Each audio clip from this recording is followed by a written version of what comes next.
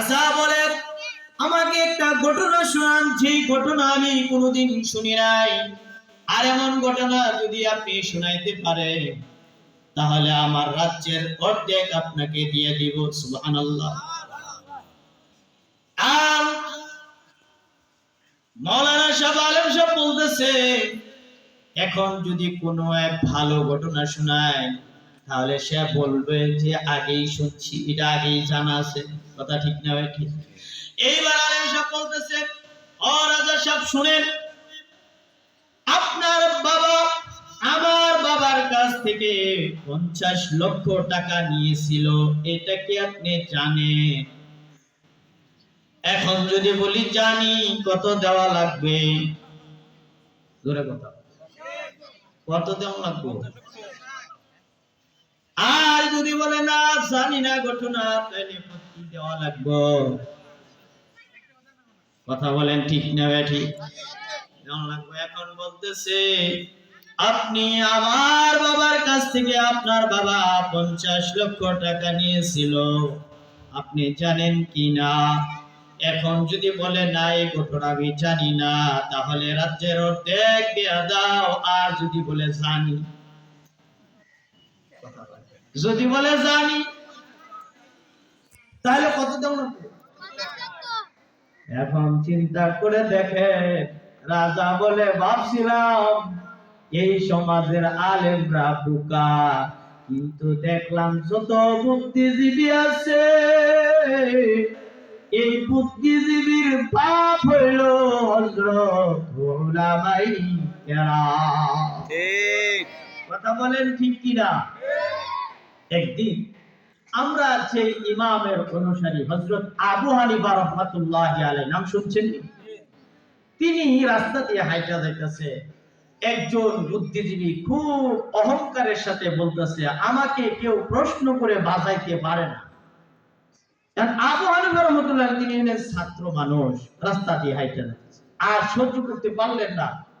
আলেমরা থাকবে সমাজের মধ্যে সবচেয়ে দামি, সবচেয়ে জ্ঞানী, আর এই ব্যাকলে কয় যে আলেম, সে বলে সবকিছু পারে, তারে প্রশ্ন করে কেউ বাজাইতে পারে না। ঠিক আছে, আমি চাই। ছাত্র আবু হানিফা রাহমাতুল্লাহ আলাইহি তিনি গেলেন, যায় বলতেছে, ভাই আপনি তো বলছেন, কিন্তু আপনি আমাকে প্রশ্ন করেন।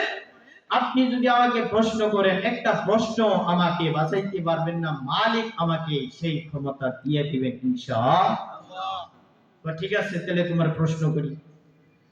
এখন আলেমরা তো জ্ঞানী, আলিম বলতেছে, আবু হানিফা তিনি ছাত্র মানুষ, সে বলতেছে, শুনেন, আপনি আমাকে প্রশ্ন করবেন আর আমি উত্তর দিব, তাহলে আপনার সে দামি আমি। আপনি নিচে নামেন, নিচে বসে প্রশ্ন করেন, আমি চেয়ারে বসি। কথা ঠিক না? এখন আমি কথা বলতেছি বা আপনারা প্রশ্ন করলে আমি উত্তর দেব। এখন আমি যদি আপনাদের সাথে এখানে যেয়ে বসি, তাহলে হইব? ওয়াজ চলবো? কথা যুক্তি আছে কিনা? এখন ঠিক আছে, আবু হানিফা রাহমাতুল্লাহ আলাইহি উঠা বসলেন চেয়ারে।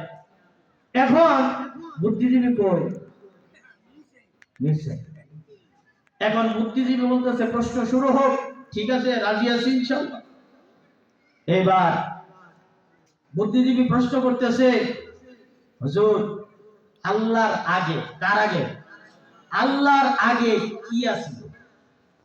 প্রশ্নটা কঠিন না সহজ? জোরে বলে কঠিন। বলে আল্লাহর আগে কি আছিল, অনেক কঠিন। কিন্তু আল্লাহ যদি এইটা সহজ করে দেয়, তাহলে ব্যাপারই। কথা বলেন ঠিক ঠিক? নবী আলাইহিস সালাতু ওয়াস সালাম ইসলামের দাওয়াত দিতেছে, এক আল্লাহর দাওয়াত দিতেছে। কাফেররা বলতেছে, এক আল্লাহর দাওয়াত দাও, তাহলে সেই আল্লাহর পরিচয় দাও। নবী মুহাম্মদ রাসূলুল্লাহ সাল্লাল্লাহু আলাইহি ওয়াসাল্লাম কিছু বলতে পারতেছে না, কারণ যতক্ষণ পর্যন্ত না আসবে ততক্ষণ পর্যন্ত আল্লাহ তাআলা সূরা নাযিল করে দিবেন, আল্লাহ তাআলা পরিচয় দিয়ে দিবেন। কুল হুয়াল্লাহু আহাদ আল্লাহুস সামাদ লাম ইয়ালিদ ওয়া লাম ইউলাদ ওয়া লাম ইয়াকুল লাহু কুফুয়ান আহাদ।